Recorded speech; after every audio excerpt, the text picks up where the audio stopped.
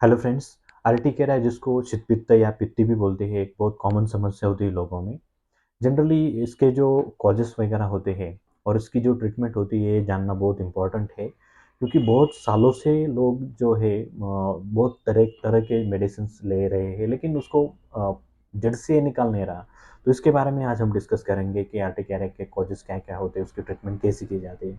तो देखिए, अर्टिकेरा में जो कॉमन जो सिम्टम्स होते हैं, जैसे पेशेंट में किसी भी शरीर पे किसी भी अंग पे वो जो लाल बम्स वगैरह होते हैं, बहुत ज़्यादा ऐसा स्किन पूरा पेशेंट को खुजली आती है वहाँ पे, कुछ खाने की वजह से बात या मॉर्निंग सुबह ये जनरली हो जाते हैं। कई दिन में किसी भी टाइम पे ये आ सकते हैं।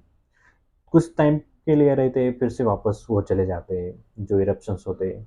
तो उसके बाद फिर से कुछ खाया, फिर से वो एग्रीवेट हो जाते हैं। ऐसे कई पेशेंट में ऐसा जो पैटर्न होता है वो देखा जाता है। अगर इसके कारण की अगर हम बात करेंगे, तो जनरली जो अर्टिकेरा के जो कॉजेस होते हैं वो 2 हिस्सों में डिवाइड किए जाते हैं। कुछ जो कॉजेस हैं वो इंटरनल कॉजेस है, कुछ कॉजेस है जो एक्सटर्नल कॉजेस है।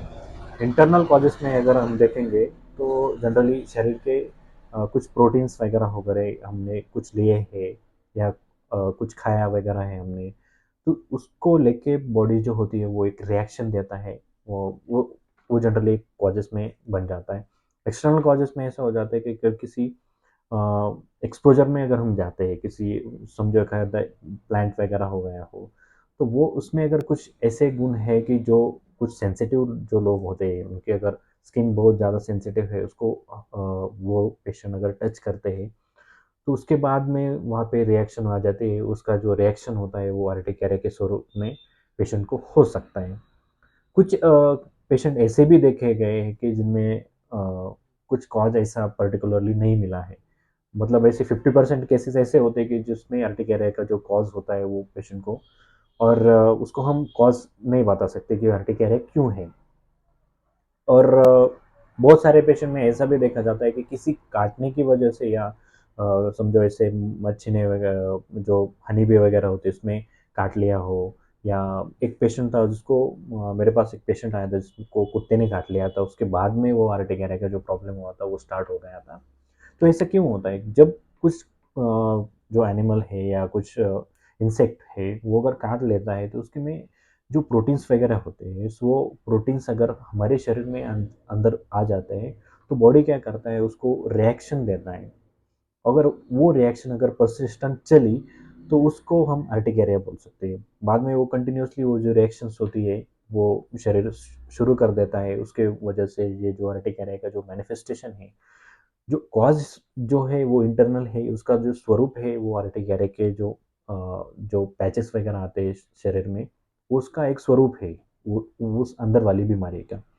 तो बहुत बार ऐसा हो जाता है कि जो ट्रीटमेंट को लेके बहुत लोग परेशान होते हैं, क्योंकि बहुत सारे जो ट्रीटमेंट की जाती है मॉडर्न मेडिसिन में, जो लोग लियोसिट्रिजिन लेते हैं, फिक्सोफेनाडिन, ऐसे बहुत सारे टैबलेट्स वगैरह होते हैं, बहुत दिन से लोग खा रहे हैं। लेकिन उसका जो क्योर जिसको बोलते हैं कि हमको उसको जड़ से निकालना है, क्योंकि जब मेडिसिन आप लेते हैं तब पेशेंट को रिलीफ हो जाता है, बाद में मेडिसिन बंद किया है फिर से वो शुरू हो जाता है। इसके लिए होम्योपैथी में बहुत सारे मेडिसिन अवेलेबल है।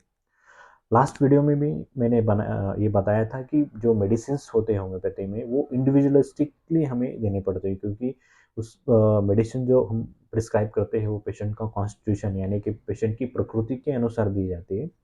तो इसलिए बहुत सारे ऐसे वीडियोस यूट्यूब पे बने हुए हैं कि जिसमें ओपनली जो मेडिसिन्स वगैरह जो होम्योपैथी के जो जैसे एपीज एर्टिगारेंस वगैरह हो गए, ऐसे मेडिसिन्स बताए गए हैं।